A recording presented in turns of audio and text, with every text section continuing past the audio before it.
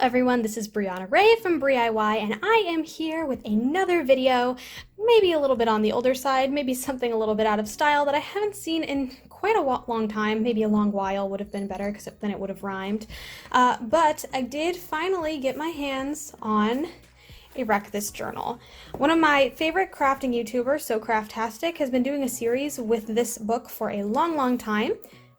And I thought maybe it was just about time for me to start doing something similar. All of her ideas looked so creative and so much fun, and I thought it would be fun if I also gave it a shot. So I bought this Wreck This Journal, very inexpensive. I want to say it was under $7, like $6 and some change. It says, carry with this everywhere you go, follow the instructions on every page, order's not important.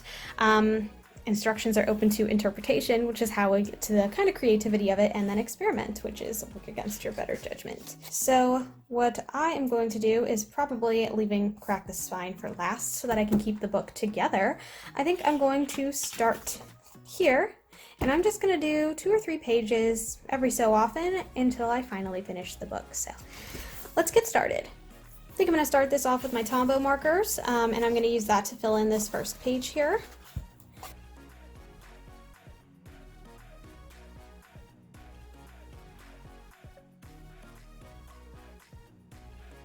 I know sometimes the bottom of my shoes have like really cool designs on them, so I decided to look through all of my shoes and find the most interesting design on the bottom, and don't judge by how disgusting this is. It has a floral design on the bottom, and I thought that that would look really cool if I were to, say, stamp it on. So I grabbed a color that I don't normally use. I'm assuming I don't normally use it because I have not opened it. So this is Parrot Blue by Apple Barrel, and I'm just going to open this up. I'm going to take my big paintbrush here, paint it across the back, and then stamp it on here, and then I might add some extra design elements as well.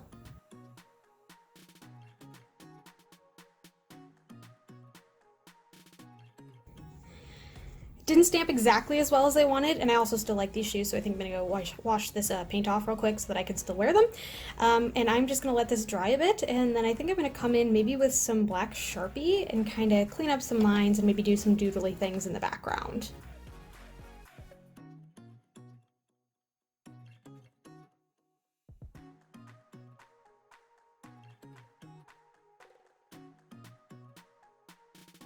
This is so far out of my usual scope of art. I feel like I never, first of all, I would never put these 2 colors together, but I really wanted to push myself to do something I would normally never do with this book. I mean, the point of it is to be creative and to, you know, do a little destroying. So I went with something that I traditionally would not find very attractive, which is a mixture of blue and orange. I know they're complementary colors or whatever.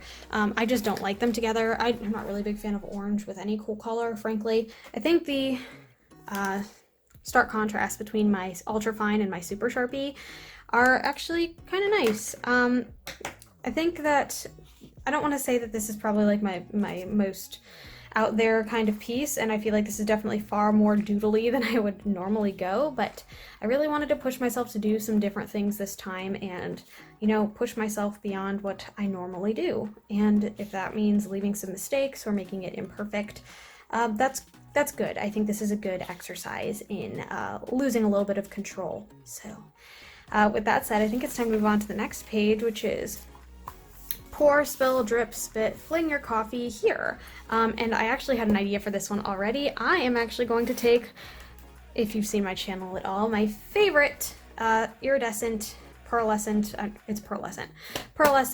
watercolors, and I actually did a challenge like this where I dripped some random drops on a page and had to turn them into art. So I'm going to do that again, and I'm going to choose a color this time that I didn't do last time. Last time I did pink, green, and purple, so this time I think I'm going to do some, I was gonna say blue, but I just did blue, so maybe I'll go for like a yellowy, orangey color. Maybe that would be fun.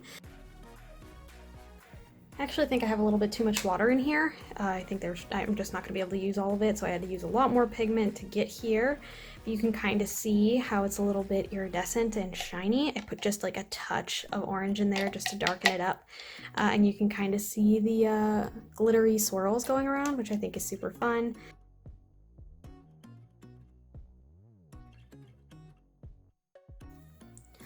Alright, I think I'm going to do this a little differently than I have in the past. This time I'm just going to make an outline. I'm not going to use any black compared to the last one.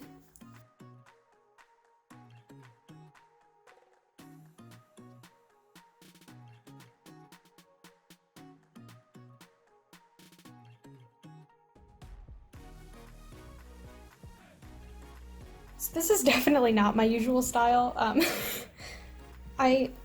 I really couldn't tell you why I did this, but I really didn't want to do my first thought. I feel like I'm really trying to push myself and do something different, and I saw this, like, honestly, I thought Yoshi first, but it was yellow, and I wanted to be like, okay, so maybe I could do like some sort of dragon type thing, kind of like Yoshi, and I gave it the, the mustache and horns and all that, and honestly, I might want to taper the horns in a little bit more onto the head. It was a move, kind of, I can't explain this, other than I wanted to try something different, and I think I did that. More than anything, after I had gotten this down, I was like, okay, so I should totally draw like a guy pulling this off of his head or something, because it kind of looks like, like a school mascot or something, but I didn't think I had enough room, so I decided to do like the red wash in the background to kind of set off from the yellow. I think I do want to kind of like creep it up towards the top a little bit more. I think this does the job. The last page I'm going to do today is poke holes in this page using a pencil. So I still have my colored pencils out, and I'm going to do this. I kind of got like a casually creative idea for this, in which I'm going to kind of stab into some of these like pre-existing like areas, because I can't not. I think I would die if I didn't if I didn't do this at least a little bit. And then I'm going to leave the open a little different. I'm going to do something a little more unique there. And I think what I want to do is I want to create like a bigger hole that I can start with a pencil, so I'm still following the directions. Oh yeah, I'm so creative. Except I'm just going to rip it a little bit more aggressively.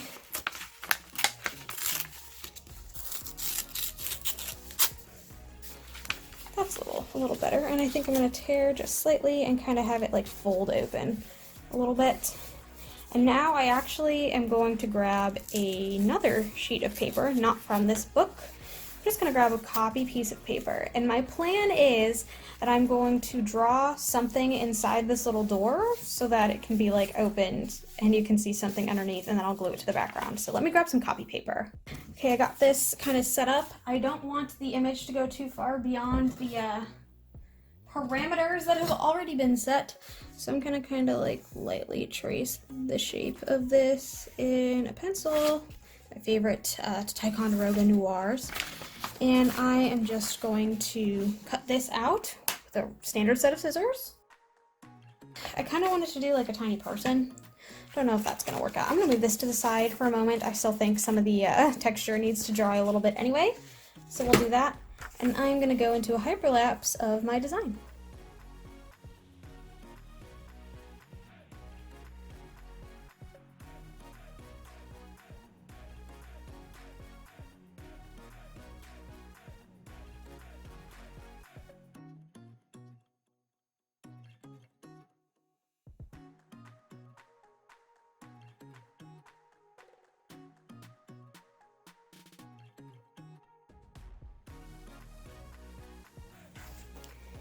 And here is the last page with an extra big hole that kind of reveals something a little different.